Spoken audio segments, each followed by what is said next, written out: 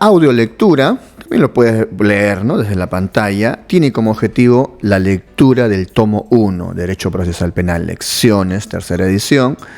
Es un libro publicado en 2024, San Martín Castro. Lo hemos encontrado en PDF, también lo puedes adquirir, búscalo. Estos son las editoriales que venden este libro. Este es un respaldo. Vas a percatarte de lo siguiente. Te vas a percatar que solo se va a leer presentación de Miguel Rafael Pérez Arroyo y el prólogo a la tercera edición. Este video solo tiene como objetivo dicha lectura, pero quiero que te percates de algo. Quiero que te percates de lo siguiente.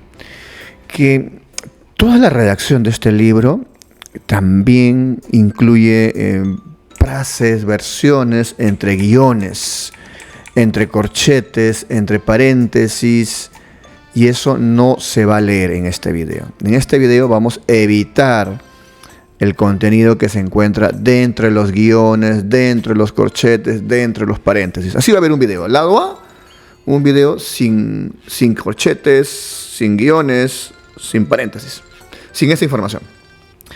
Y el lado B del video, que también va a estar colgado, es con la integridad, ¿no? Con la integridad. Esta es una forma de estudio que tengo y mi idea es comparar las 3 ediciones de este manual, que es uno de los mejores manuales del país peruano. Bien, empecemos. Presentación editorial.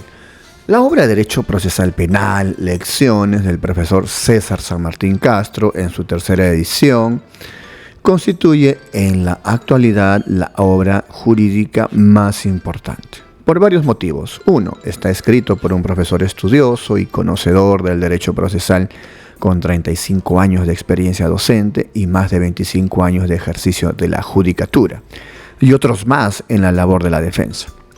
2. Su autor, el profesor San Martín, ejerce desde hace 21 años la titularidad más alta de la magistratura judicial, como juez supremo de la República, por lo que su obra es el reflejo de lo que es su experiencia académica, pero sobre todo de lo que practica, elabora y construye día a día en todas y cada una de sus sentencias y resoluciones de la más alta instancia judicial en el país. Estos 2 motivos la convierten en un texto de obligada lectura y consulta permanente por todos los operadores del derecho, abogados, jueces, fiscales y desde luego profesores y estudiantes de derecho.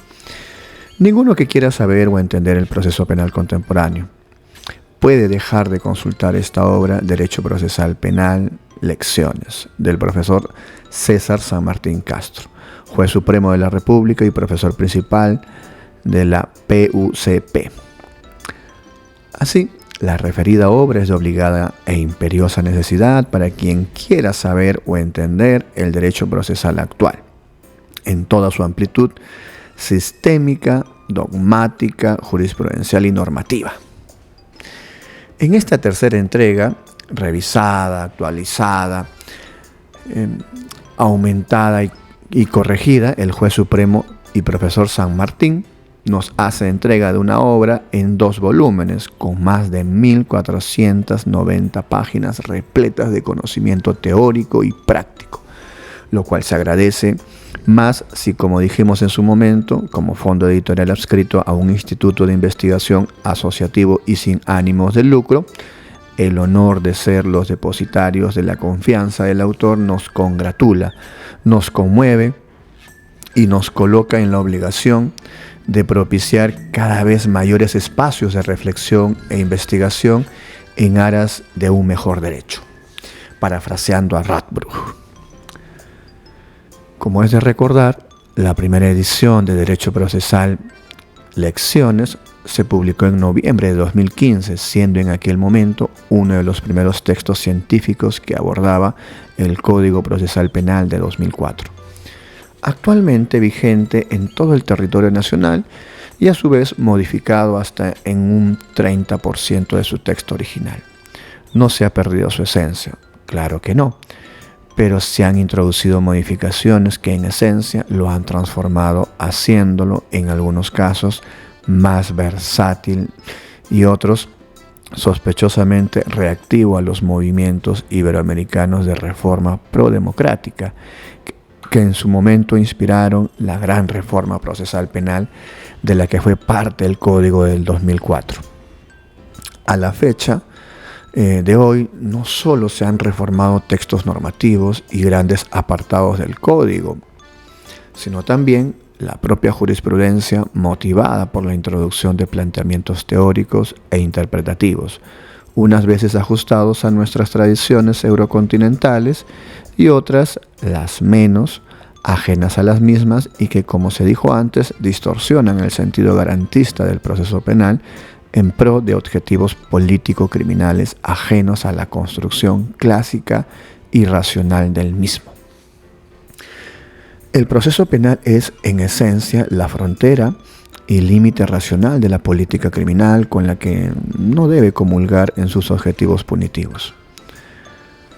No es función el de legitimar la sanción, sino lo es la de legitimar la reacción del Estado, sea esta sancionadora o exculpatoria, pero sobre todo de garantizar el real equilibrio de fuerzas enfrentadas en su dinámica funcional, el mismo que naturalmente se presume desigual entre el Estado y el procesado de estos frente a la víctima y de ella frente a los demás. El sentido del equilibrio y la equidistancia respecto de las pretensiones de las partes es el norte del proceso penal contemporáneo, y creemos, así se plantea en esta obra. Como director del centro de su fondo editorial, no queda más que agradecer la deferencia que ha tenido el autor para volvernos a elegir como casa editorial en esta tercera edición de la obra, la cual, en los tiempos que nos ha tocado vivir de crisis mundial post-COVID-19 y de gran alarmismo social, producto del avance de la criminalidad y la poca reacción del Estado en sus expresiones legitimadas para ello, pretendiendo, como hemos dicho, que todas esas omisiones las resuelve el proceso penal, relegándose ellos mismos en su misión político-criminal de garantizar el derecho a la seguridad personal, a la seguridad y paz ciudadana. Los operadores de justicia tienen en la obra del profesor César San Martín Castro una guía imperdible que nos honra por tercera vez presentar a la comunidad jurídica nacional e internacional. En Lima, San Isidro, junio del 2024. Profesor Dr. Miguel R. Pérez Arroyo, Director General, INPET y Cenales. A la tercera edición. Han pasado 4 años desde que salió a la luz la segunda edición de esta obra, a la que muy modestamente califiqué de lecciones. El avance impresionante de la cuarta revolución industrial, de la tecnología y de la información y la comunicación, unida a la expansión de formas no convencionales de criminalidad, en especial del crimen organizado en todas sus variables, así como la crisis del Estado constitucional, en especial en América Latina, han producido nuevas disposiciones legales en lo punitivo y limitaciones irrazonables a la garantía de los derechos que me han obligado a ampliar los temas clásicos de nuestra materia de estudio. Por las adiciones que era de rigor incorporar, que determinaron cerca de 2 centenares de páginas, ha resultado imprescindible que la obra conste de 2 tomos. He procurado explicar con cierta profundidad las instituciones procesales penales, de suerte que los principios o las máximas y las garantías del proceso penal queden rigurosamente expuestos. He agregado referencias a libros de carácter general y monográficos que era el caso asumir, y, como siempre, no se ha descuidado el recurso a la jurisprudencia de la Corte Suprema y del Tribunal Constitucional, así como de la Corte Interamericana de Derechos Humanos, de los Tribunales Constitucional y Supremo de España, de las Cortes de Casación y Constitucional de Italia y de las Cortes Supremas de la Argentina y de Colombia.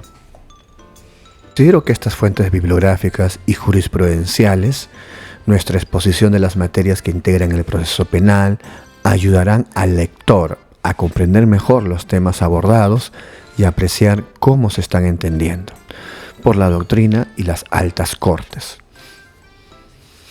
En estos últimos años, como ya resalté, se han producido numerosos cambios normativos en el ordenamiento procesal penal, de la mano de la seria crisis institucional desatada en 2017 a raíz del planteamiento y la ulterior vacancia del presidente Kuczynski por el Congreso. Este periodo crítico, que aún no culmina y tiene y ha tenido un alcance preocupante en los poderes ejecutivo y legislativo, y en lo específico en la institucionalidad de la Junta Nacional de Justicia,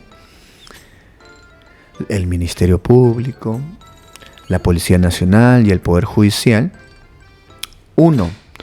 Se eliminó la inmunidad de los congresistas, el defensor del pueblo y los magistrados del Tribunal Constitucional.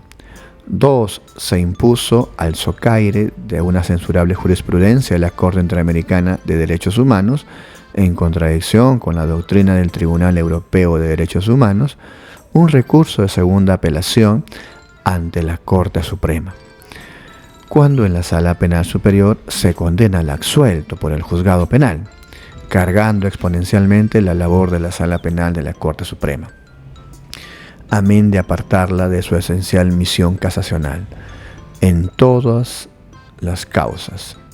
Igualmente, la tradicional existencia de una multiplicidad de aforados. Tras otra modificación legal del proceso especial por razón de la función pública. 3.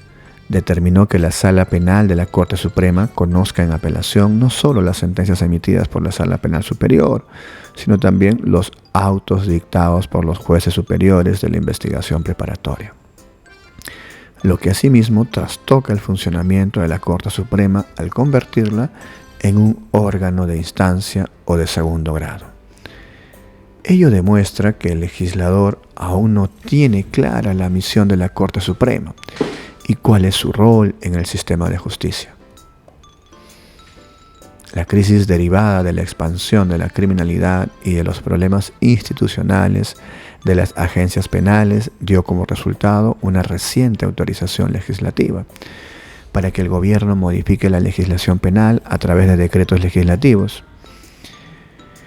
Y como siempre, las reformas efectuadas se enfocaron en ampliar las funciones y atribuciones de la Policía Nacional de cara al valor seguridad, sin reconocer que adicionalmente debían fortalecerse las garantías para el ciudadano en defensa del valor libertad. No pueden dejar de reconocerse varias necesarias actualizaciones a la legislación procesal, pero llaman la atención algunos cambios drásticos en orden a la investigación del delito y a los roles del Ministerio Público y de la Policía Nacional. La Constitución reconoce a ambos órganos del Estado poderes de investigación, pero otorga primacía al Ministerio Público como responsable de la persecución del delito ante el Poder Judicial. El artículo 159.4 de la Constitución es terminante. Corresponde al Ministerio Público, entre comillas, conducir desde su inicio la investigación del delito. Con tal propósito, la Policía Nacional está obligada a cumplir los mandatos del Ministerio Público en el ámbito de su función. Lo que siempre debe cuidarse es el respeto de los derechos fundamentales de la persona, de suerte que la protección de la seguridad pública o ciudadana debe estar circunscripta a esta observancia, sin atajos ni relativismos. Las últimas reformas emprendidas por el Poder Ejecutivo en este ámbito muestran una sensible disminución de la tutela del ciudadano sospechoso, que siempre debe ser considerado un presunto inocente de un lado y un cierto relajamiento de control jurídico de otro. En todo caso, serán los tribunales los encargados de morigerar esta expansión en aras de sostener el programa procesal penal de la Constitución.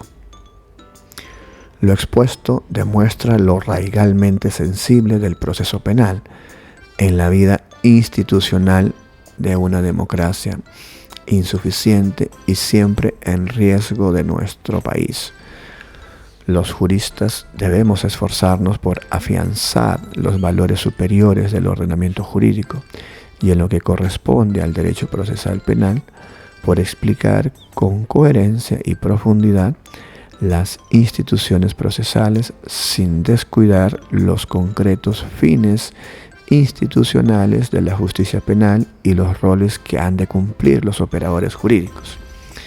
Espero que la lectura y estudio de este libro contribuya a tal propósito. No puedo dejar de agradecer la colaboración prestada a la concreción de esta tercera edición de mis asistentes Alejandro Martín Oliva Navarro y Manuel Steven Vera Valle, así como el fondo editorial del IMPET y Cenales, por la acogida de esta obra y su difusión.